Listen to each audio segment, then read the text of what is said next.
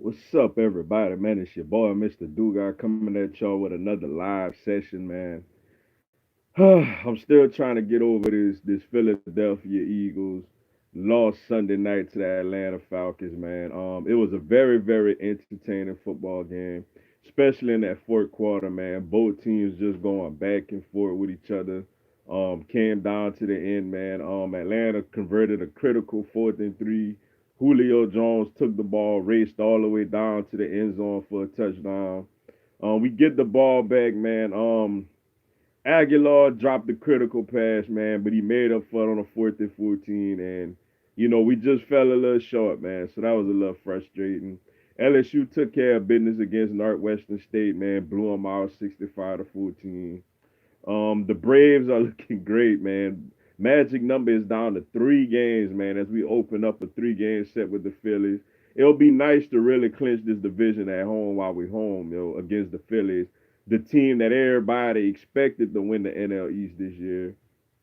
And obviously we continuing to have NFL football, NCAA football, Major League Baseball, pennant races starting to heat up, yo. So a lot going on, man. A lot going on, yo. Ready to chat about it with everyone. Let's see. What's up, Sir Nando 27. Appreciate you tuning in. Sure hope so, man. I mean, I'm waiting all Sunday for this game, yo. All day Sunday, I'm waiting for this game, man. I go to church, I go to a family function. I was going back and forth between the Saints Rams game and the Red Zone game, particularly the Broncos Bears. Then the game get here, and then there's no Alshon, there's no Deshaun, there's no Dallas Goddard. Like Jernigan go, I'm just like, man, you got to be kidding me, man. You mean then it looks now like Alshon and Deshaun are gonna miss about 2 more weeks, yo. So the next couple of weeks, man, is Nelson Aguilar, is Zach Ertz, is Mac Hollins and JJ Ortega Whiteside as my receivers, yo. Man, it's tough. It's tough, man. It's tough every week, man. Now it's like not only we gonna have to face our opponents, we gonna have to face our own health. Like I don't get why this keep happening to the Eagles, man. I don't. It's tough. I don't know. I wish I could answer that, but I really don't know. What's up, Pacho the Don Thomas? Yo, appreciate you tuning in. Like how my team. Oh, hold on. Let's see. Like how my team, the Cubs, are playing right now. Yeah, the Cubs are coming on, man. Look like they about to really solidify that second wild card spot, man. For a while, it was looking like the Phillies Brewers was gonna really come in and take hold of it, yo. But shout out to them, man. They figured it out, man. They playing well. They got a sizable lead in that wild card spot, so the Cubs definitely got a great shot. Oh, I don't know what happened, y'all. Yeah, I don't know. I don't know. Technical difficulties there. But yeah, I don't know. Yeah, the Cubs looking good right now, man. Looking like it's gonna be them in the Nationals playing in that wild card spot, yo. What up with our secondary, man? It's not very good right now, man. It's not very good, yo. Um, it's really surprising to see Darby get Sunday night. It's frustrating and because Darby is supposed to be our best corner, yo. We paying Darby $9 million, man, to come in and be like our number one cornerback. And I know, granted, he coming off of an ACL injury, but he has speed. He's supposed to be able to run with these receivers, like maybe not Julio, but at least Calvin Johnson. Frustrating to see Ronald Darby get beat the way he did, yo. And the other guys, I mean, let's just call it what it is. They're not very good right now, which is why I really want Howie Roseman to pick up the phone, call the Jacksonville Jaguars, and see if we could get Jalen Ramsey, man. Um, Ronald 5 million, man. Like he making too much money to be a liability out there at corner, man. I honestly was surprised that we bought him back, but I was like, you know what? He gonna bring some a veteran presence, to a young secondary. So I kind of get it, but yeah, it's not good right now, man. It's not good. Now the positive is Jim Swartz starting to blitz a lot. The Washington game where he just sat back and hoped the front four get there. Now with Tim Jernigan and Malik Jackson being injured, you know, he bringing pressure. He bringing pressure with blitzes, which granted it could give up a long play like they did to Julio on a touchdown, or it could force the quarter. It could bring the quarterback down, or it could force the quarterback into throwing interceptions. So it looks like that's the way our defense gonna have to play, from here on out. But to be honest, man, as bad as the secondary playing, the offense got to get off the better starts, man. We can't keep digging ourselves a hole like that. The defense can only do so much. This offense has to go up there and put up points every week, especially early on, to allow our pass rush to tee off and get after other quarterbacks without having to worry about the run game so much. What's up, Brandon Reese? Appreciate you tuning into the live. I hope that LSU offense can keep it up, and if the defense can start playing a little better, this can possibly be a championship caliber team. What do you think? I completely agree. As bad. The defense frustrated me early on. Like I was frustrated in that first half against Northwestern State because it's like, yo, how are we letting them move the ball on us like that, man? Get it? Granted, we don't have Clavion Chase on out there, our best pass rusher. Rashard Lawrence wasn't out there. Also, prayers for Todd Harris, man. It looked it bad when the injury first happened, but it is confirmed he does have a season-ending knee injury, man. So prayers up for Todd Harris. But this offense is spectacular, man. And honestly, I believe the offense is only going to get better and better because I think as each game continues to go on, we're going to bring John Emery Jr. and Terrion Davis Price along slowly, to be a big part of this offense to give us an extra juice in the running game. Clyde Edwards Hilaire, he pretty good. He doing what he's supposed to do. He holding it down. He doing his thing. But we all know he's not very fast. So John Emery Jr. and he's not only not very fast, he's not very big. So you got a big back in Tyrion Davis Price.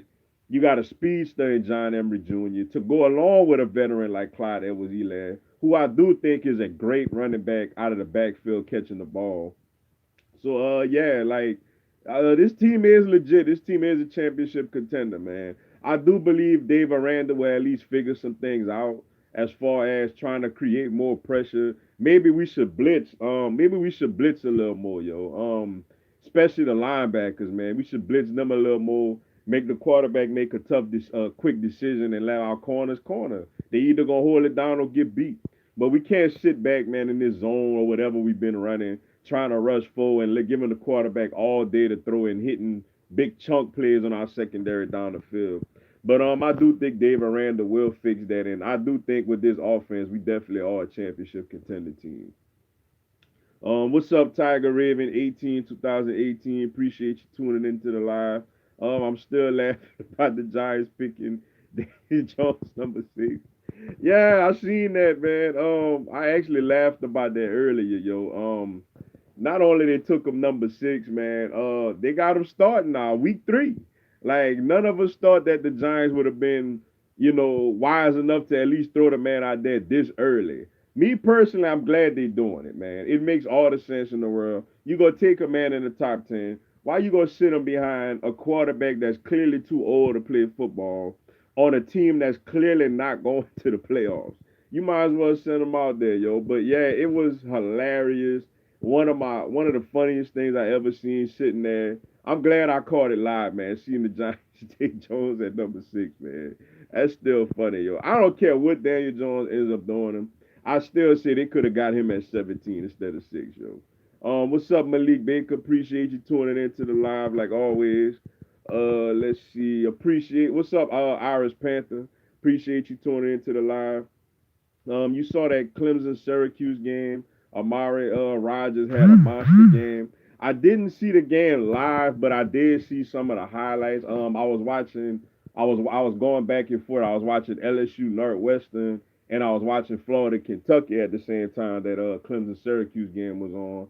I did keep up with. I was following the scoring, and yeah, man, that Clemson got athletes, man. Like Clemson got players, man. What's surprising me about Clemson though is how well they playing defensively. I knew that their offense was going to be high powered with Trevor Sunshine Lawrence and Jennings Louisiana native Travis Etienne, and obviously those receivers Ross and what's his name, what's the other, is it Higgins, I think the other receiver name is. And now with this Rodgers guy, man, I knew their offense was gonna be high powered, but I did think they was gonna give up a little more points defensively since they lost so many defensive players to the draft last year. But shout out to them, man. Their defense has played much better than I expected, man. And Clemson look dangerous again, man. If their defense can continue to play that way, yo, I don't really think nobody is gonna beat Clemson like that this season, yo. Let's see. What's up, Supreme Biscuit HD? Yo, appreciate you tuning into the live. How do the Saints do now that Drew is out? Man, that's tough, man. That's a real tough break for the Saints, man. Especially the way it happened, man. It's just so unfortunate whenever a quarterback injures his thumb making a routine pass and a D tackle just swiping in there. I mean, you can't get too mad at Donald. I'm like, why is he swiping his hand forward? He could have just put his hand up to knock the ball down. But that's a story for another day. It's tough. It's tough, man. Like Drew is clearly better than Teddy Bridgewater, man. Um, it's up to Sean Payton. It's clearly up to Sean Payton now to see what type of, because he never had Breeze miss what, one real start, like I think like week 3 against the Panthers in what was it 2015, and he had a couple of week 17 games whenever Drew didn't play because the Saints already done clinched home field and stuff like that. But yeah, it's up to Sean Payton coming up with a game plan for Teddy Bridgewater, man, similar to what Dougie P did for Nick Foles whenever he came in for Carson Wentz. Clearly it's a downgrade, man. The problem with Teddy, man, Teddy holds on to the ball too long, man. Drew Brees was so great at, not only has he got elite accuracy, but he's great at anticipating where the receiver is going to be before they break on their routes, which, the timing is perfect, which Teddy doesn't have that. Teddy seems to wait for the receiver to get open, then throw him the ball. Um, it's tough, man. It's real tough, yo. Let's see who they got. Like I gotta look at their schedule. I know they got Seattle this week on the road. That's gonna be tough. Um, though Seattle do give up some passing plays, man. If Teddy, he should be better this week than he was against the Rams for the simple fact that he gonna have a whole week of practice. Last week is kind of he just thrown into the fire. He haven't worked with the receivers. He haven't worked with the O line in the running game. So he should perform better. But for the Saints, man, if Drew gonna miss 6 weeks, man, the best thing for them to do is try to go 3-3, 4-2, yo. Like I said, the Seattle game on the road is tough. The Dallas Cowboy game at home is gonna be tough, which is very unfortunate because I really was looking forward to the Saints beating Dallas. I think they got Tampa Bay after that. They could still win that game. It's tough, man. It's tough. The defense gonna have to play better, especially the secondary. Um, they're gonna have to run the football with Kamara and Latavius Murray. Um, try to keep Teddy out of third and longs, man. If you could get him throwing the ball ahead of the downs, like on 1st and 10, on 2nd and short, 3rd and short, they got a chance to move the ball, but it's gonna be tough, man. Drew meant that much to that offense, man. But we'll see. I think they're gonna, they just got to stay within reach of the division when Drew get back, man. If they could do that, they could win the division because the rest of the division is not very impressive to me. I know the Eagles lost to the Falcons, but the Falcons could be had. Tampa Bay isn't looking good, and Carolina Cam is all banged up over there. So for the Saints, the key is the next 6 games without Drew is to stay within a game, maybe 2 games at worst, of whoever ahead in the NFC South. And if Drew come back healthy, they could make a run because they clearly the best team in this division. But I think they're not gonna be as good, but they still got a shot to do accomplish everything they want to. Fly Eagles fly. That's right, man. we're gonna shake back, man. It's tough that Alshon and Deshaun out for a couple of weeks, man. That's real frustrating, yo. You think the Jaguars trading Ramsey, and is this gonna be a new way for athletes to get their money or be traded if they're not happy? That's a great question. Man, that's a great question. It's part of me want to say yeah, but then part of me want to say I don't think they will because he's that valuable of a player. He's by far the best player to me on that team. Um, the money that he wants, he deserves it. He's to me, he's the best corner in the game. I mean, he just shut down DeAndre Hopkins Sunday. Hopkins only had like 40 yards receiving. Me personally, if the Jaguars do trade him, I hope my Eagles, come in and reel him in. Um, I'm gonna say yeah. I'm gonna say they trade him. I'm gonna say they do trade him because it wasn't a good look with him and the head coach Sunday, man, on the sideline. It wasn't a good look. I know he's a professional. I know he's going out there and giving it all he got, despite his frustrations with the organization and the team. Um, the Nick Foles injured. He should be back later this season. Um, I think they do trade him though. I think they trade him, man. It's just and as far as is this a new way of athletes are going about things? Unfortunately, that's what it's looking like. That's what it's looking like. Like the Minka Fitzpatrick situation, man. Getting himself basically traded out of Miami, to go along all the way to Pittsburgh.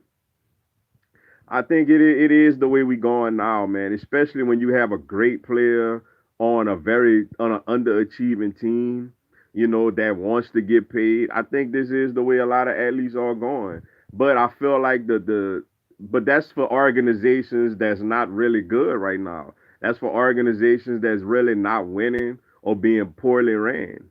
The really good organizations right now, they don't have these problems. You may have a guy holding out for a little bit for more money, but eventually the guy gets his money. Or you don't have guys requesting to be traded away from, playoff caliber teams.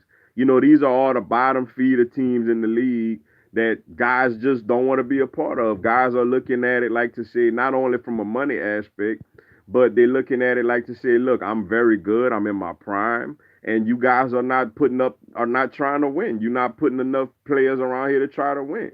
Now, for the Jaguars, I feel like they did try by going out there and signing Nick Foles, getting rid of Bortles and signing Nick Foles. But Nick Foles got injured, you know. So, yeah, for the teams like the Miami Dolphins, they clearly trying to lose. The Miami Dolphins have become the New York Knicks all of a sudden. So yeah, for teams like that, there's bottom feeders that's not trying to win, not trying to put a product on the field, and you got these young players who want a chance to win. A lot of them will do that, will behave this way going forward, yo. Unfortunately, but teams that's contending and doing their thing, I don't think you got to worry about that, yo. What's up, Get Money? Appreciate you tuning into the live. Bro, what should the Vikings do about Kurt? This man is robbing us in every press conference. He says it's on me. I gotta get better and play better. Do you think we can make the playoffs? I do. To answer the second part of the question first, I do think the Vikings could make the playoffs. The Vikings are a good team, man. The Vikings, especially with a healthy Dalvin Cook, he's a really good running back, man. They got a really solid defense. They got some really good wide receivers. Kirk Cousins just gotta make better decisions, man. That interception he threw at the end of that game, man. Like if I was a Vikings fan, yo, like Get Money, I'd have been throwing stuff everywhere. Like I would have been frustrated, pissed off because to fall behind 21 to nothing and for the defense to hold the Packers the rest of the game, don't let them score the rest of the game on the road, and for you to creep back into this game and you down in the red zone, a first down, by the way. This is not like this fourth down or this the last play of the game. For him to just heave a pass up there, man, was absolutely ridiculous. And every Vikings fan should be very frustrated and very pissed off at Kirk Cousins making that throw. Um, he's talented, man. It's just it's all mental with Kirk Cousins, man. It's all in his head, man. He could throw the ball well. He got weapons. It's just he comes up short in big spots, man. It's kind of like a Tony Romo. But Vikings got to figure. I mean, Vikings got to just run the ball more, I guess. But I think the Vikings can make the playoffs, man. The Vikings are a very solid team, yo. They 1-1. They get Green Bay again later on a Monday night at home. I don't think the Bears are very good. Like I said early before the season started, I think the Bears would have digressed this season.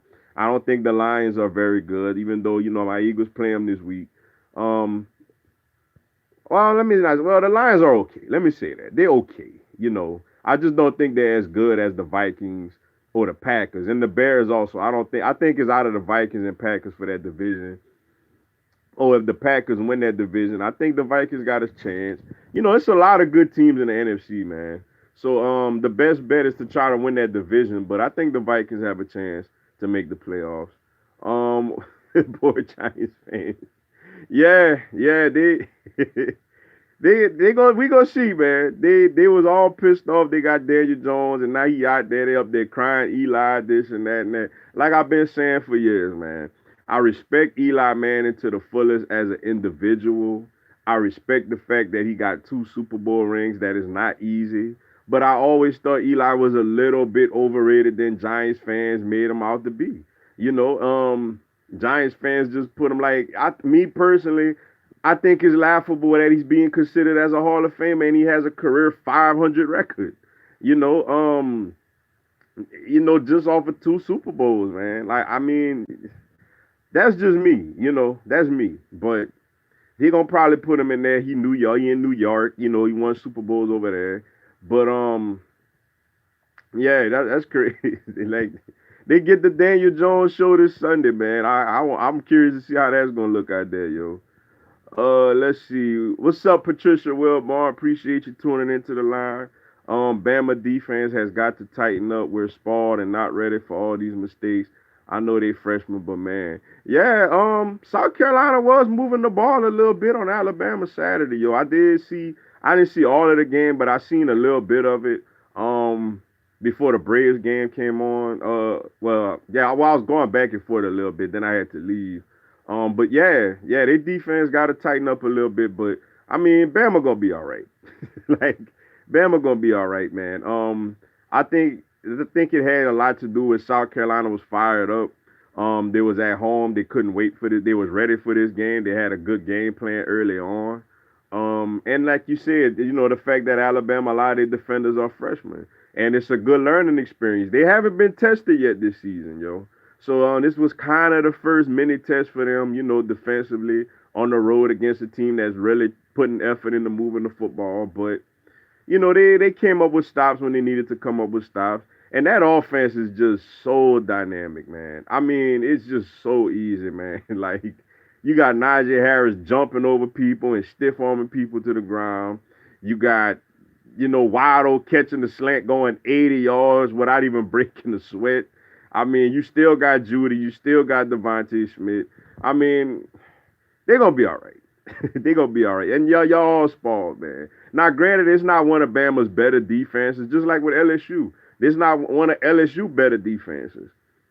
But this is probably the best offense Bama ever had.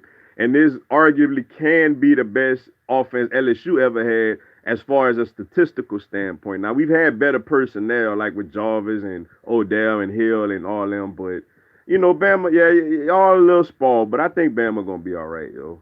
What's up, Anthony Molan? Appreciate you tuning into the live. The Eagles need to sign a receiver. Um, I don't know, man, if they should sign one. It sounds like the Sean and Alshon injuries are gonna be like 2 week injuries, so they only gonna miss like 2 games. It seems like. Um, Ortega Whiteside gonna have to get more work, man. I believe he's capable of doing good. He's not Alshon, obviously, but he's capable of being solid at least. Um, Mag Hollins played well Sunday. I feel like in the second half he played well. He got speed. He's used to being out there. He played a lot of receiver for us as a rookie. Um, I don't know if we sign a receiver, man. I think if we do anything, we may bring up like Greg Ward from the practice squad.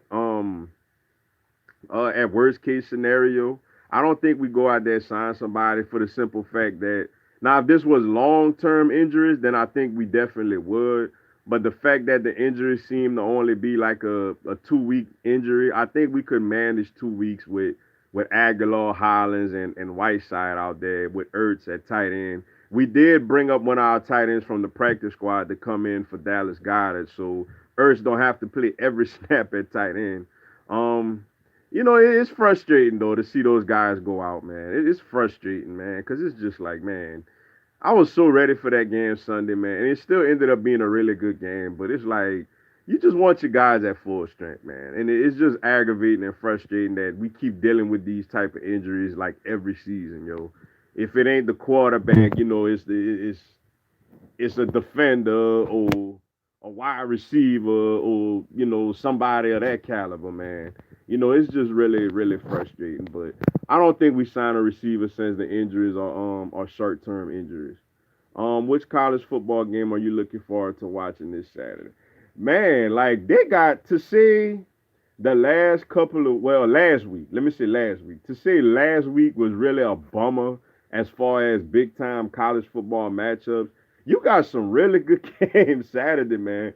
In each window, I like that they spread it each game out too. Obviously LSU plays Vanderbilt early on. We all gonna have our eyes on that one. But Michigan is playing Wisconsin on the road. You got Texas A&M and Auburn, which I think is a very very intriguing matchup. And of course in prime time, man, Georgia Notre Dame. That's all some good games, man. That's all some very entertaining games, and I want to check out all three of them, yo. The one I'm looking forward to the most, obviously, I know most people would say Georgia Notre Dame because it's two top 10 teams. It's two high profile programs. It's Notre Dame on the road in Athens. Um, but I'm gonna say I'm looking forward to that Auburn Texas A&M game the most, man. For me personally, it's a SEC West matchup. It's two teams that we obviously gonna compete with, along with Alabama for the West. So I'm gonna say I'm looking forward to that game the most. But I'm intrigued to watch all three of those matchups, of course, including LSU one, obviously. Let's see. What do you think about OBJ last night, man? That one hand catch and that long touchdown catch lets you know that the Giants fans should have found a way. I get the Giants would love to have OBJ out there with Daniel Jones right now, man. Jabril Peppers, he hasn't made an impact on that defense. Um, and the first round pick was that Dexter Lawrence hasn't made an impact on that defense. The first round pick they got from Clemson. So yeah, he's OBJ, yo. He's an LSU product. He's big time, man. He's one of the top receivers in the game. And knowing him, knowing the type of showman that he is, the entertainer that he is, he purposely went. He could have caught that thing with two hands, but he purposely caught it with one hand just to remind everybody in New York.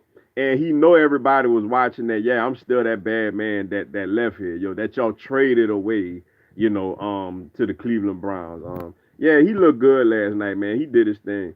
Cleveland an ugly week one, man. But now granted, I know the Jets are a train wreck right now.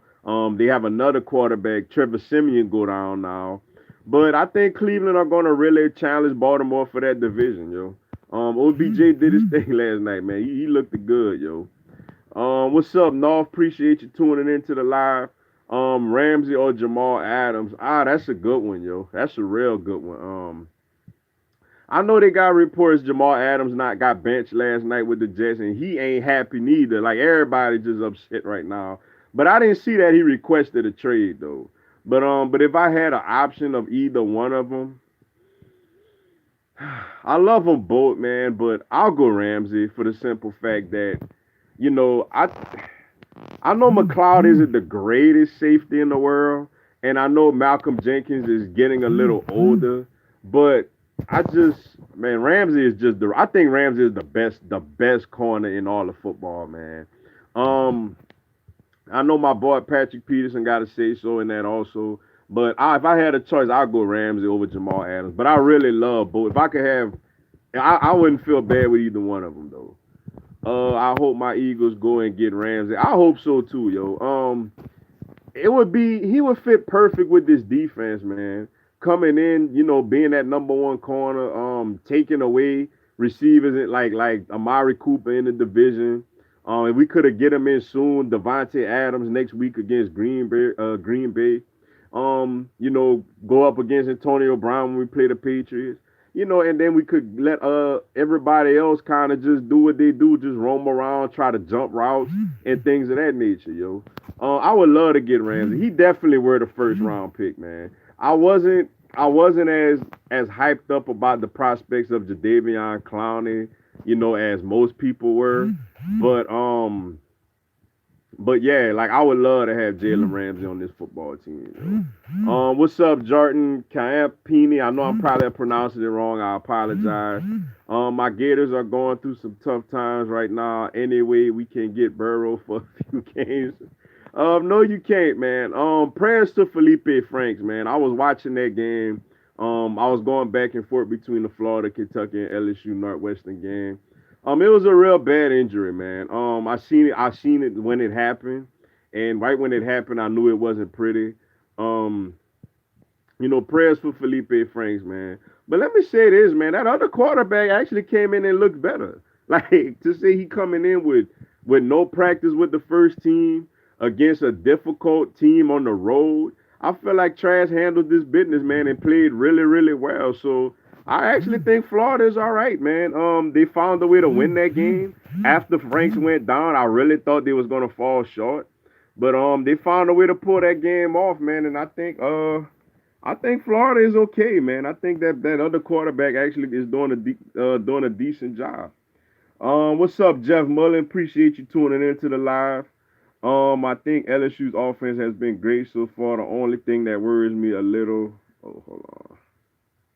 The only thing that worries me a little is that we haven't played an elite defense.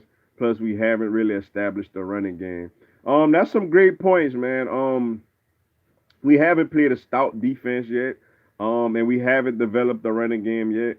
But the good thing is that we don't really play a stout defense until Florida, which is, we got Vanderbilt this week, a bye, then Utah State, then Florida. So, yeah, we get them at home. I do believe in this passing attack. I believe that this passing attack will pass the ball on almost anybody this season. Now, with the running game, I think the problem with that is, for one, we've thrown the ball a lot. For two, Clyde Edwards-Helaire is not a SEC feature back. And we've been using him as an SEC feature back as we let the freshmen, John Emery Jr. and Terrion Davis Price, come along in the offense. I think by the time we play Florida and Mississippi State, Alabama, Auburn, and all those teams, A&M, I think you're gonna see a lot more of John Emery Jr. and Tyrion Davis Price. I think the reason to run again, like I said, Clyde Edwards-Helaire is not a featured back. I think he will be an elite third down back in the SEC as far as picking up the blitz, running some draws, really catching the ball out of the backfield. Also, I think he could be a huge weapon for us catching the ball out of the backfield. But I think a lot of that is attributed to the freshmen haven't really got, significant playing time yet. I think when that happened, I think we'll see an improved running game. And I think the offense is legit, man, especially this passing attack, yo. I think this passing attack really, really is legit, yo. Texas defense was pretty elite. I don't know if they were elite, yo. I know they improved from how they've been years past. I don't know if they're really elite yet, but like the Floridas and like Florida, Auburn, and Alabama gonna have elite defenses. But I think LSU definitely could pass the ball on all those guys, at least successfully. Two, LSU pass rush concerns me. The only lick of a pass rush we have is Chase on. Michael Divinity needs to move back to outside linebacker and be that Clay Matthews type linebacker that he was last year. You know what is interesting? You say that. I absolutely agree with that, yo. I never thought about that aspect of it. Obviously, I do think the pass rush is not very good right now. Um, and I am concerned that Chason is our only outside guy that can get pressure on the quarterback. I think we definitely should consider moving Divinity back to the outside, yo. I don't like him. I mean, he didn't play against Northwestern State, but against Texas, I didn't like him in pass coverage. I think that Damone Clark, Jacob Phillips, and Patrick Queen could do their thing on the inside. I think they're more than capable of holding it down at inside linebacker. And I think we should move Michael Divinity back on the outside, on the opposite side of Chase on to get a pass rush. Because right now, the pass rush concerns me much more than the running game do. The running game, I believe, is going to come around with the freshmen getting more significant playing time. But I am concerned about this pass rush, um, especially against a team like we didn't even get a. Now, granted, Chason didn't play against Northwestern State, but we didn't get a consistent pass rush against Texas. And Texas' offensive line is a little banged up. And besides they center Shackelford, they don't really have great offensive linemen like that. So when we go against Alabama and offenses that's prolific like that, we need a pass rush, and I definitely think we should consider moving Divinity back to the outside on the opposite side of Chase on because I feel like we have too many inside linebackers. Like I said, Patrick Queen, Jacob Phillips, and Damone Clark, I think are more than capable of holding it down on the inside. So where we weak at is on the outside. So I would love to see Divinity move back to the outside. That's a great point, yo. Eli was great when the Giants had the best defense in the league. Exactly. People just I think Eli just gets a little bit too much credit, man. That's just what I believe. I mean, I'm not saying that he's garbage, like he just shouldn't belong in the league, but I don't think he a hall. They got people talking Hall of Fame when it comes to Eli, man, and it's just hard for me to fathom, yo. Like he's not a Hall of Fame. He got an overall to say he's a quarterback that won two Super Bowls. He has a career 116 and 116 record. He's 500. So like, yeah, when they had Justin Tuck and OC Umenyiora and Michael Strahan and what's his name? Is it Anthony Pierce, that linebacker? Um, Corey Webster, all those guys, like they were, yeah, and then think of the two Super Bowls, man. They scored 17 points and they scored 21 points. They didn't really score in those games. The defense held it down. The defense held Tom Brady to 14 points and the 17 points. But yet everybody's just praising Eli, man. Like it's funny to me, man. I agree. Yeah, he is great, when he has a great defense. But Hall of Fame, man, I just find that very, very funny to me. Like I just find it very amusing that Giants fans and the media are out here saying this man is a Hall of Famer, yo. Week 3 we going to beat the Lions. We should. Like we better. You know what I'm saying? The Lions are not a great team. I do think they're good defensively. I don't think they're great defensively, but I do think the Lions have a good defense. They have a really nice young tight end. I like their tight end, Hackinson, I think his name is, the rookie from Iowa. Um, I'll get a little more into it, man. I'll try to do a preview of this game. I'll look when I get to look at the Lions a little deeper. But we should win this game. We better win this game if we plan on trying to compete for the division and try to make the playoffs. What's up, Brian Dennis Stadium, man? It's all good, man. It's all good. Let's see. Hold on. Hold on. This phone here tripping, y'all. Hold on. Been having phone issues, man. It's been kind of acting a little crazy, man. So if I get cut off or whatever, y'all excuse me. Let's see. Hey, Mr. Dugas, are you still mad about the Panthers Eagles game last year when y'all blew that 17-point lead? Sorry about that, but we had to make a comeback in that game. I'm over it. I was mad at the time, man. I was very aggravated at the time it happened because how you go from I mean, not only was the Eagles up 17-0, the Eagles were dominating that game, man. Like the Eagles, it felt like we were up 31-0. And the Panthers just scored 21 points in the fourth quarter for us to not score again, man. That loss there and that Tennessee Titans loss cost us the NFC East last year. Like those two losses cost the Eagles the chance to win the division last year, yo. Those were the two most aggravating losses in a while. The Falcons loss was a little aggravating Sunday, but at the same time, I knew we were playing a good team on the road and we were shorthanded. So I appreciate the effort, you know. But yeah, that Panthers loss, I'm over it now, obviously. But at the time, yeah, that was some very bad losses, yo. What's up, BKPA? Appreciate you tuning into the line. Yeah, that one hander was sick, man. I was like, I say, man, Beckham doing this on purpose, man. Beckham trying to show these Giants people like, oh, all right, y'all want to trade me, huh? Yeah, yeah. I know y'all watch. I'm in the stadium and I know y'all watching. So here you go. Yeah, man. Beckham's something else, man. He's something else, yo.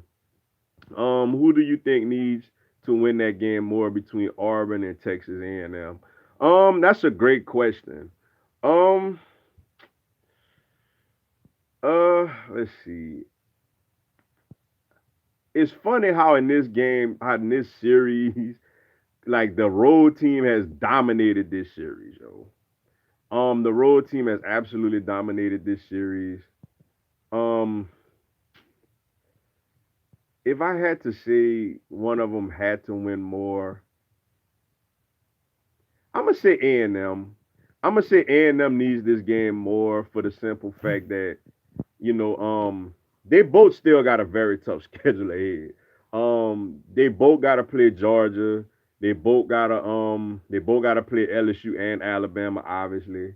But A&M already has a loss on the schedule. A&M already lost to Clemson. So I'm gonna say A&M, man, because another thing with Auburn too, I know, a lot of Gus Malzahn is basically on the hot seat this season. Especially if he loses this game, he still got a lot of opponents coming up, but they have a freshman quarterback. So if Bo Nix loses, to A&M, you can't get on him too much. He's a true freshman.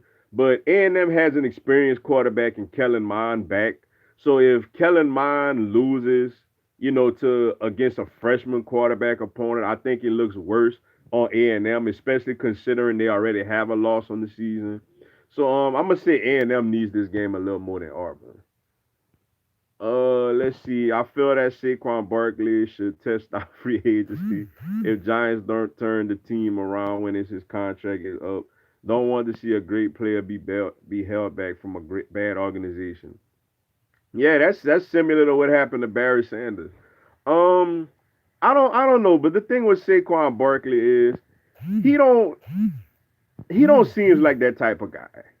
Saquon Barkley seems like a type of guy that he gonna ride it out. That if things get a little tough, he gonna just get up, go to work every day, and ride it out, yo. Now what could happen is he could retire like a little earlier than he would like to if he takes just too much of a beating and too much of a punishment with the New York Giants, especially if they're not winning any games while he's dealing with all this beating and punishment. But I don't think he that type of guy, man. I think he ends up I think he stays a New York Giant the rest of his career and goes down as the greatest running back the Giants ever had. Like I think that's the type of guy he appears to be to me. So I don't think that'll happen, but I can understand people feeling like he don't want to do that, yo. What's up, Lenny D? Appreciate you tuning into the live. With Frank's going down last weekend, how many games did you already have them winning, and how many games will they win now? That's a great question. I felt like Florida had a chance to have a really great season. With Franks. I felt like they had a chance to challenge Georgia. They should beat Tennessee Saturday. Tennessee is a mess. Um, Vanderbilt and Missouri could be a little tricky for them. Missouri, especially Missouri, is on the road. Um, that Missouri game they made the only game I think that they may lose now that I thought they would have won before is I had them losing to LSU. I had them losing to Georgia.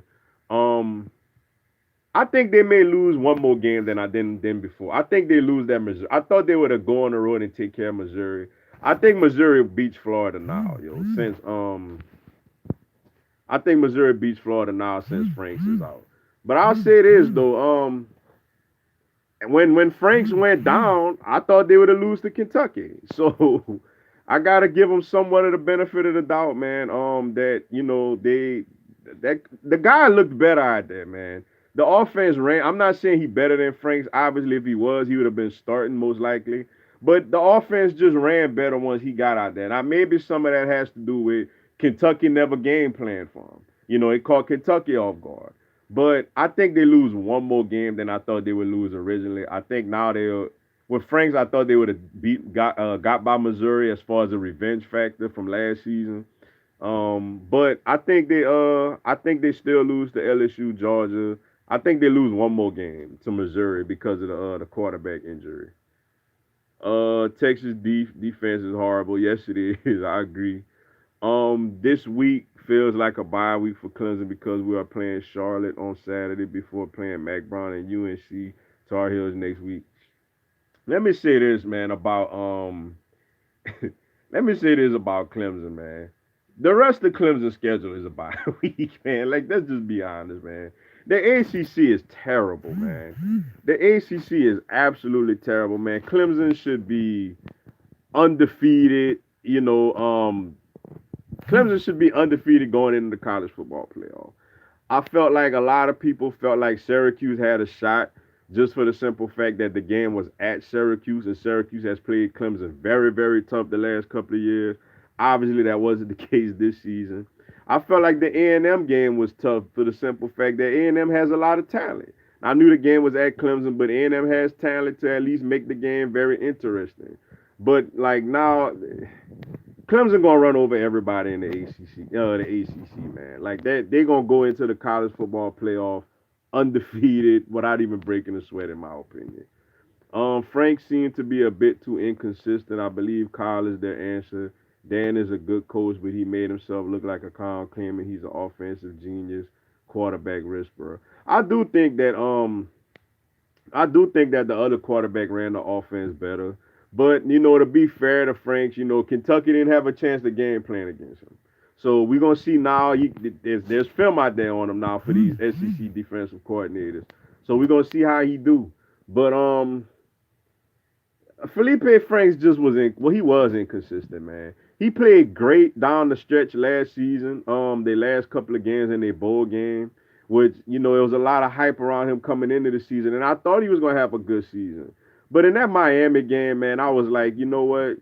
Like he just ain't got it. Like some quarterbacks just don't have it, man. They could get as great a coaching as they could get, where they'll be improved. That you could get by with them. I mean, I seen Nick Saban win championship with a guy like Jake Coker and Greg McElroy.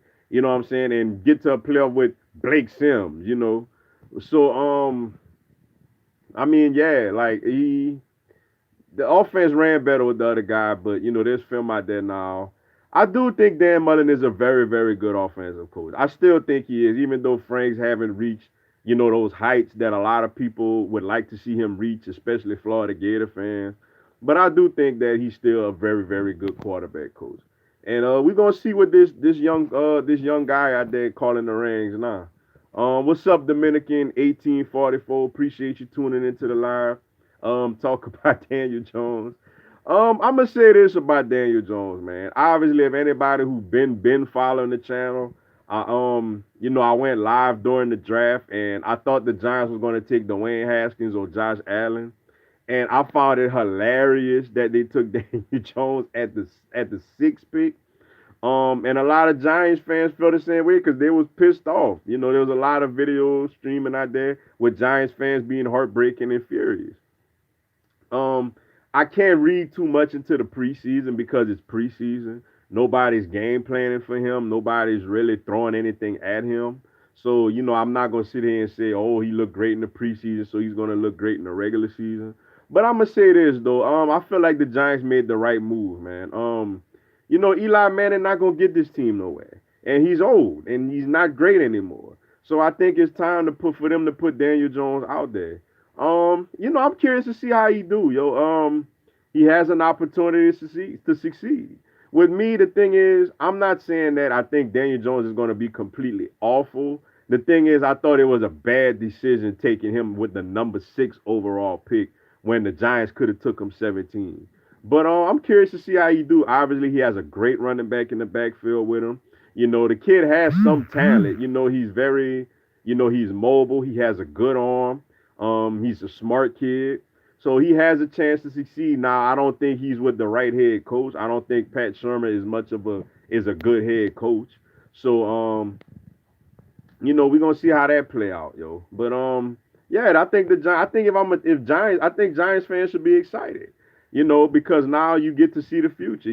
Giants fans know deep down that this season wasn't going anywhere. So the best thing to do is to see the future, see Daniel Jones in that backfield with Saquon Barkley. So I'm curious to see how he do. He has a chance to be good.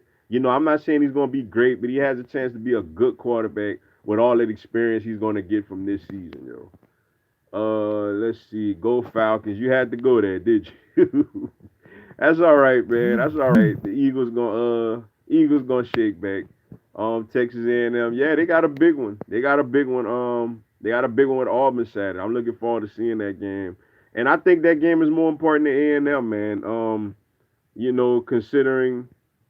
Considering the fact that they're going up against a freshman quarterback, considering the fact that they already lost a game, this is a game that they have to take. They A&M has to take this game.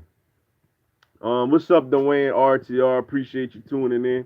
I would like to see Vols beat the Gators. Just don't see that happening. UGA could beat Notre Dame without one single pass play. Let me say this, man. I think Georgia is gonna just destroy Notre Dame Saturday night, man. Um, Notre Dame may keep it close early. Athens is going to be jumping. Like that fan base is going to be live. They're going to be excited. I just think Georgia just has too many athletes for Notre Dame, man.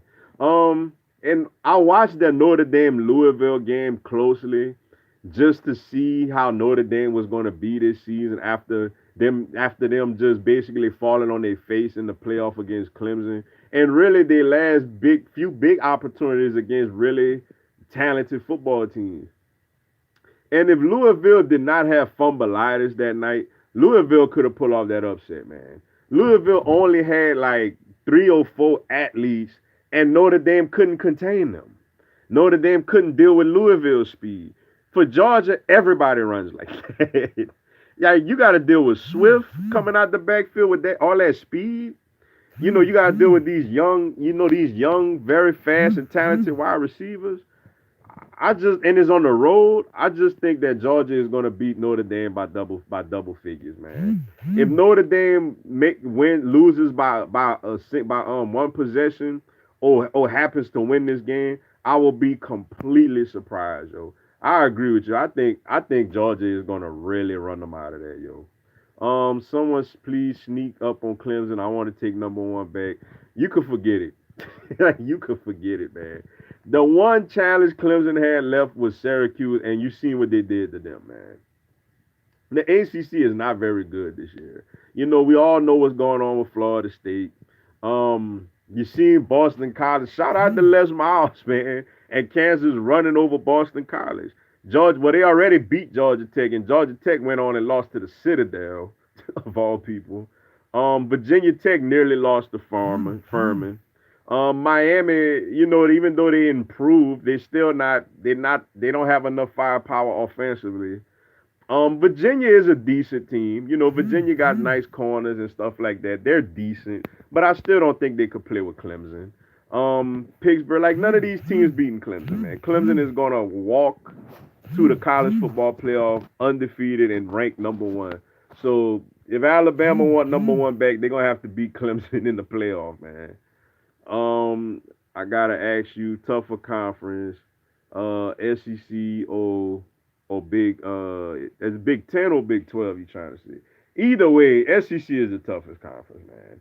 SEC is hands down the toughest conference. Now the problem with the SEC this season is that the bottom teams like the Tennessees, the Arkansas, the Ole Miss, Mississippi State losing to Kansas State this week. The bottom teams are not very good at all. But the LSU's, the Alabamas, the Texas A&M's, Auburn's, Georgia, Florida.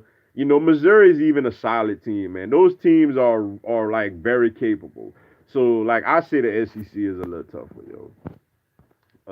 Let's see. Hold on. What's up, Dwayne Aldrich? Hashtag bird game for life. Fly Eagles fly. That's right, yo. We will shake back, man. Doo Dame is getting tossed around on Saturday. I agree, man. I'll be surprised if Notre Dame loses this game by less than 10 points. I'll be very surprised, yo. I'm still laughing how Boston College lost to Kansas last week. That was bad, man. That was bad, yo. Like I say, shout out to the big homie Les Miles, man. Scoring 48 points. Look at Les, yo. Les got a team scoring 40 plus points on the road, man. Shout out to Les, man. That's a nice win for Kansas, man. On the road beating a decent Boston College team like that. Alabama has the weakest non-conference schedule every year. SEC teams play non-conference teams I've never heard of. Well, I mean I agree with you to a certain. Well, I'm not gonna say Alabama played their non-conference schedule was very weak this year. You know, extremely weak this year. But Alabama has played Florida State. They played Wisconsin. They played Michigan. They played who else has Alabama played non-conference? It was weak this year. I mean, LSU played Texas on the road. Texas A&M played Clemson on the road. Auburn played Oregon at a neutral site. Georgia is playing Notre Dame at home. I mean, I don't really agree with the SEC. Don't Like I said, Alabama this year had a very very weak non-conference schedule. I could agree with you on that, but the SEC teams play other teams. Like that haven't been the case with Bama every year. Like I said, Bama has played some good opponents, in neutral site games. I don't think they do it enough consistently, but they've done it. I mean, Mississippi State played Kansas State this week. Um, I don't agree. I don't agree with that. I think the SEC teams played like a lot of really good non-conference games. Like I said, LSU just went to Texas. A&M went to Clemson. The SEC played some tough non-conference teams. Nah, they didn't do it this year. Alabama didn't do it this year. But for the most part, yeah, they do play. SEC plays some tough non-conference games. What's up, Jazzy Prince 333? Appreciate you tuning into the live. Let's see. Hold on. Clemson fans are complaining about Trevor Lawrence not playing well, even though he's putting up 200 plus yards a game, and we're winning games. It's football. You play to win the game, not put up stats. Yeah, I did see that. I did see a couple of people concerned that he's throwing a lot of interceptions. But I mean, he all right, man. Like he all right. Deshaun Watson did the same thing the year Clemson won the national championship. Threw like a whole bunch of interceptions. His last year at Clemson, and they went on and won the national championship. I mean, the guy is talented. The guy is gifted. The guy will be the consensus number one pick in the draft after his junior season. He got arguably the best running back in football in Travis Etienne, Jennings, Louisiana native. Shout out to him. They got just freakish athletes at wide receiver. And the defense to me has surprised me. The defense for Clemson has played very, very well, yo. Especially in that A&M game because A&M has an offense. And Syracuse is capable of putting up points too. So Clemson all right. I guess people are starting to get a little spoiled and starting to you know, it's kind of like with Alabama fans with the defense. The defense ain't looking like, one of Saban's best defenses, but this is Saban's best offense he ever had. Trevor Lawrence ain't putting up a whole bunch of, he's still putting up, yardage, but he is throwing more interceptions than normal. But I mean, Clemson is head over heels better than everybody they playing. So, I mean, it's just one of those things whenever you get a little spoiled, man. Um, you're concerned. Just like me and other LSU fans, we're concerned about the defense. But it is a real concern, though. But at the same time, our offense is great. So, I still believe that LSU can win a national championship because the defense will look better and the offense is that good. So, I mean, Lawrence ain't gonna throw interceptions like that all year. Like I said, they went through that with Deshaun Watson, and that turned out pretty good for Clemson. I be watching Paul Feinbaum show, and some of his callers be talking about conference expansion and how they would like to see Texas and Oklahoma come to the SEC. Personally, I would like to see that. I would love to see it too, yo. I would absolutely love to see it. But the thing with that is, if the SEC was to expand and get two teams, I don't think we get. The only way I think we get Texas and Oklahoma is if we get like a West Virginia and uh I don't know, like a West Virginia and maybe a Kansas State or somebody. I don't know. Because obviously if the SEC got, unless the SEC just went away with divisions, which I doubt the SEC will ever, like they did in basketball, just got rid of divisions. I doubt the SEC will ever do that in football, because of the SEC championship game, brings in so much revenue. But they obviously, if Oklahoma and Texas came to the SEC, they both would be in the SEC West. So for that to happen, they would need West Virginia and another team out of the Big 12 to join the SEC East. So if that happened, I think that's how it would be. If we was to only get two teams out of the Big 12, it would only be one of them and like a West Virginia. I think West Virginia would be the first team up to go to the East. But as far as Oklahoma and Texas, we would have to get four teams all together to get both of them in there. But that would be something to see though. What's up, Louisiana Banks? Appreciate you tuning into the live. I don't know why Texas A&M fans thought they were going undefeated this year, knowing that schedule had 7-5 or 8-4 at best written all over it. I don't know why I need to. That's a great point. Now I'm gonna say this: they could give Alabama a tough game just for the simple fact that they're capable of scoring and they at home, but they're not beating Alabama, man. Alabama just moves the ball too easily offensively for them. Georgia, like I don't think they beat Georgia. I don't think they beat LSU. They got a shot to lose to Auburn. So yeah, I don't know where all that undefeated talk for them coming from. Now I will say this: I think Jimbo Fisher will turn those guys into a real contender in the next couple of years once he continues to get his recruits in, especially once he gets the type of quarterback that he really wants over there. They got some talent now, especially defensively. It's just that those guys are just so young right now. So this was not the year for A&M to really make that big jump. Maybe next year or the year after that is for them to really be like serious contenders. As long as Jimbo continue to keep things going. I'm a Saints fan, and outside of one preseason game, I haven't seen Teddy play that well. So question one: have you ever watched Teddy Bridgewater? And question two: how good was he when he played at his best? I have seen Teddy Bridgewater.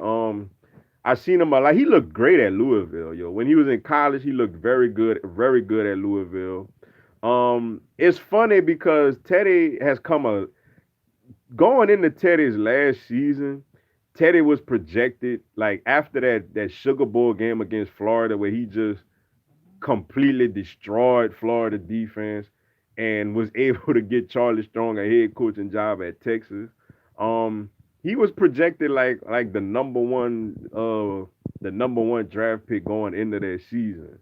So he played great at Louisville. Now in the NFL with the Minnesota Vikings, he was solid, but he was never great.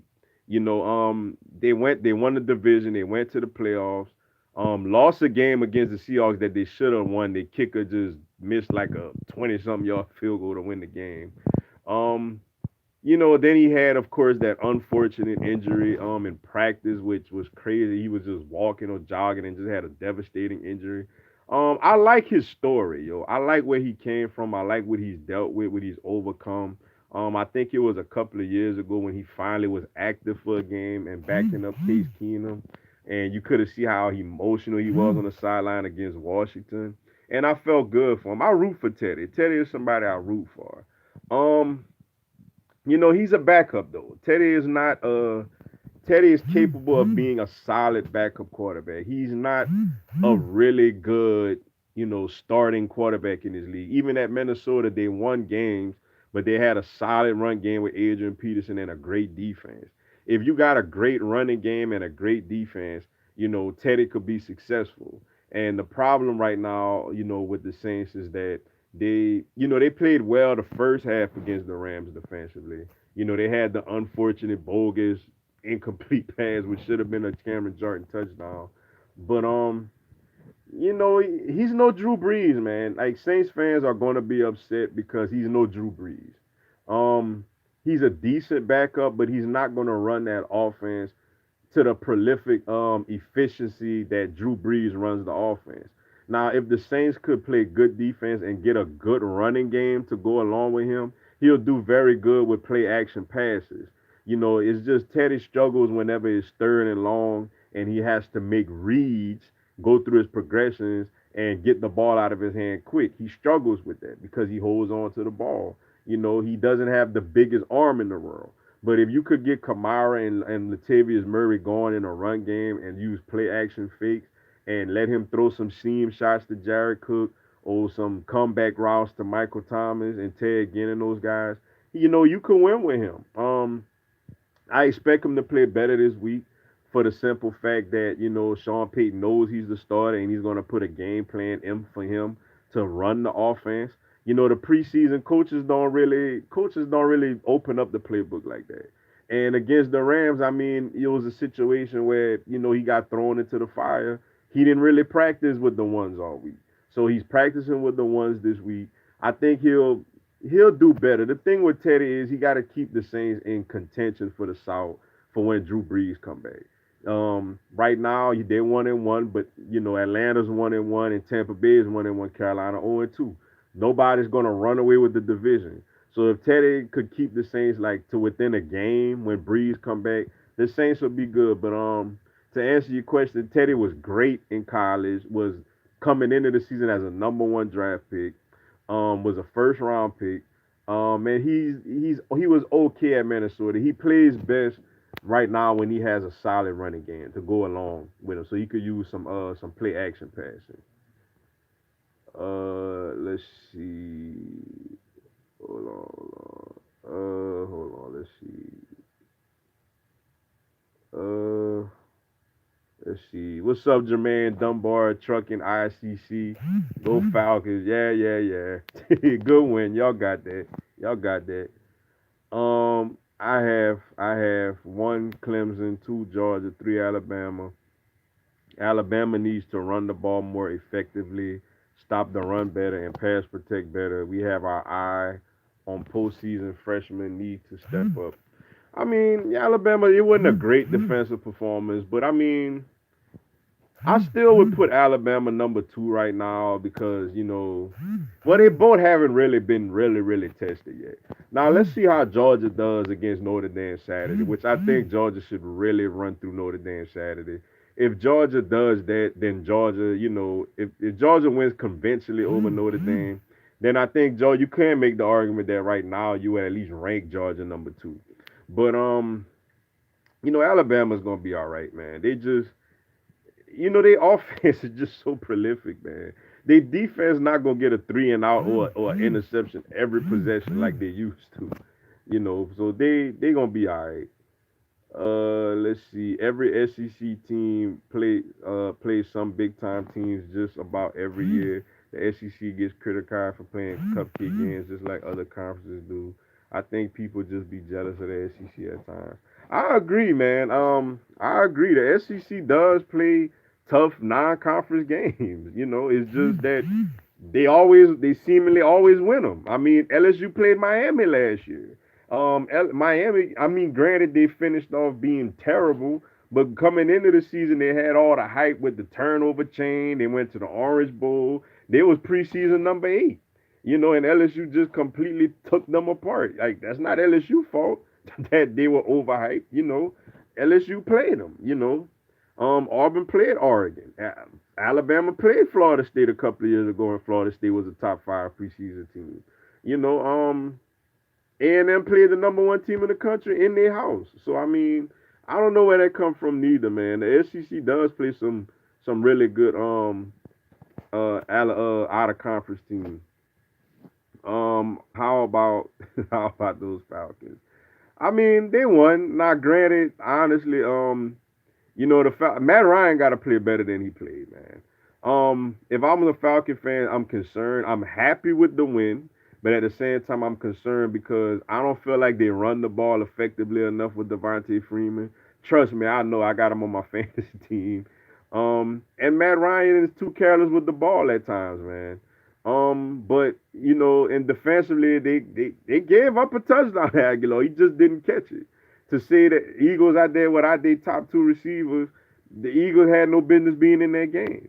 So, but shout out to Atlanta on winning that game. What Atlanta needs to do now, while Carolina is going through problems with Cam Newton's health, while Tampa Bay is not a very good football team, and while the Saints dealing with the Drew Brees injury, this they chance to take heat of the division.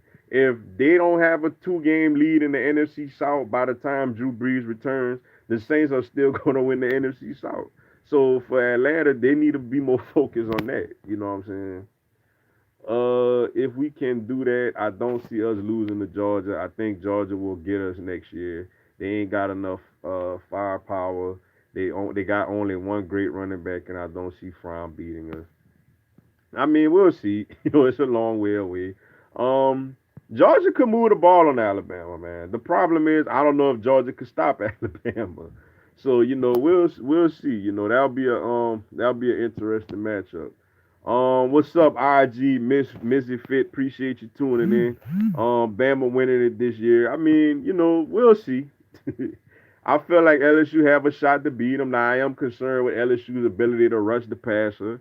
But I mean, you would put Bama the favorites right now in the SEC, but obviously they'll have a tough time with Clemson. Clemson got a high-powered offense, and Clemson defense is much better than I thought it would be. But it's a long season left, so we'll see. I hope so. Maybe in a few weeks we be in mid-season form. I think Bama gonna be all right, man. I don't think as much, a problem Bama got. UGA will definitely get us at least once next year, whether if it's in Tuscaloosa or the SEC championship game. That is very cool that Georgia and Alabama playing in like the regular season next year, yo. I'm looking forward to checking that out. I still remember two of Texas A&M players saying that Clemson was a guaranteed upset. Clemson won. Yeah, I mean, they kids, man. It's like, and I don't get on college students as much for guaranteeing wins and stuff like that because they still technically kids. You know, they excited. They trying to hype themselves up. They believe it. They believe that they're really gonna get it done. Just like that poor Vanderbilt kid after they beat what Kansas State barely at home was like, we gonna beat Bama because he excited they won and he feeling good. But at the end of the day, like you gotta go out. It's a different animal once you step on the field with these type of teams, yo. Bama plays teams I haven't heard of late in the season, while the Ohio State has its toughest game every year as its late game. SEC set up to make you look good late in the season. I mean, that's something that they always did. The week before Alabama, Auburn does it too. Auburn and Alabama always play like an easy opponent before the Iron Bowl. Like that's just something they do. It's kind of like with LSU and Alabama always having a bye week before they play each other.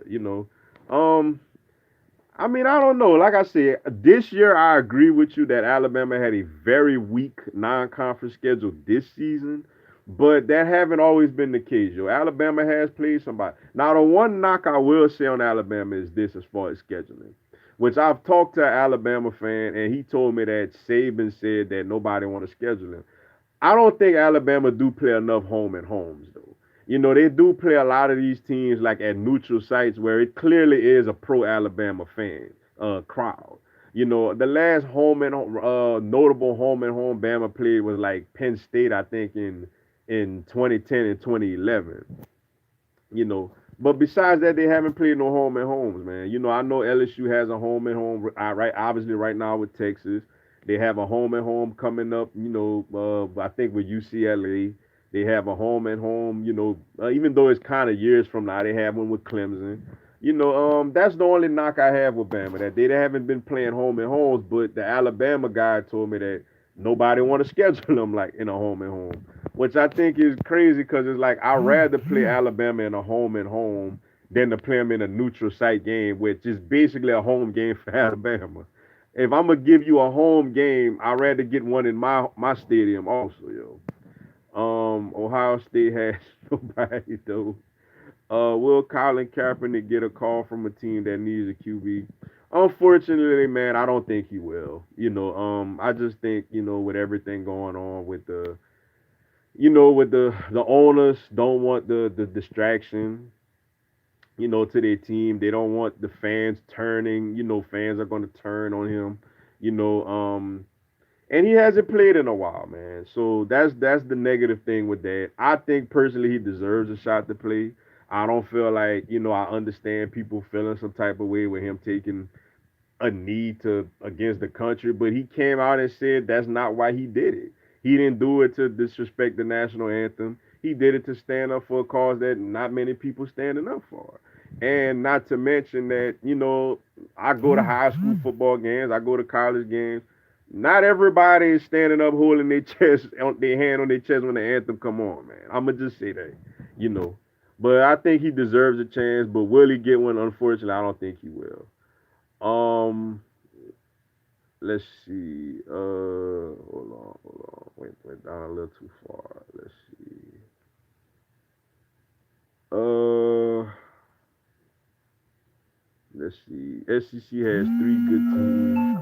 Rest trash. Nah, I disagree. I mean, Alabama, LSU, Texas A&M a good team. They just got a tough schedule. Auburn is good. Georgia is good. Florida is good. Missouri is good. I think it's seven. SC got seven good teams. Now the rest ain't too hot. Like I ain't gonna lie. Let's see. Alabama has one non-conference game before Bama, then SEC championship game. No cakewalk. Yeah, I mean they do that every year, man. Alabama and Auburn both do that every season. Play a cupcake before the Iron Bowl. Big Ten barely has anybody good. Big 12 barely has anybody good. ACC only got one good team. We got Bama, Georgia, LSU, A&M, Florida, Auburn. Yeah, I agree, yo. Look at UCF schedule. Now, UCF played Stanford now. Like, now, obviously, UCF conference schedule is very, very weak. But shout out to UCF for playing Stanford out of conference. So I got to give UCF that. Texas A&M never been Auburn trash. Had a couple of good years. I mean, they okay. Now, are they as good as like Alabama, LSU, Georgia? No, but those teams are good. Those teams could beat other good teams in other conferences. Not to mention, we're the only conference to send the teams in the playoff. We even sent two to the Natty one twice. Yeah, that is true, yo. Florida, you have to be kidding me. They always suck. I mean, well, now granted, Florida went to the they went to a New Year's Six bowl game last year and they destroyed Michigan. So, I gotta give Florida that, yo. Miami always trash. Same with Florida State. Florida State made massive improvement after week one. Yeah, totally get that was a pancake, but so is Miami. Yeah. What's up, Bob? Sager. Appreciate you tuning in. Bengals are the best in the NFL. No, they not. I feel you, dog. Football is good. Well, I guess these people just playing around. You can talk about sports. You can talk about sports all day. Yeah, I could, man. I could, yo. That's my thing, yo. What's up, Malcolm Jones? Appreciate you tuning into the live. Yeah, Deshaun is, man. Deshaun and Alshon look like they out for 2 weeks, man. Yeah, that's just very unfortunate, yo. You ever watch the Bitter Birds on YouTube? No, I'm gonna have to, no, I haven't. They got a channel. I'm gonna have to check that out. Yeah, I'm gonna have to check that out. Prayers for Charlie Carberson. Sucks that he had to go through that. Yes, prayers for Charlie. Just very unfortunate. It was so scary, man. I seen it when it happened live. Um, just very unfortunate, man. To such a good guy. He has facial fractures. Had to go to the hospital. Just really hopes that he recovers, man. Really hopes he recovers and hopes that he could have continue his career, yo. Be honest. Are you a little nervous seeing your Eagles go against new Kellen Moore offense? I mean, I'm a little nervous, honestly, right now with our defense going up against any offense right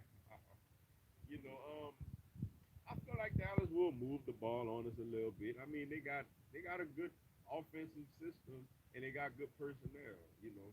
But I like the Eagles. Like I feel like Dallas gonna have time stopping us too. So it should be a very, very, very entertaining game, yo.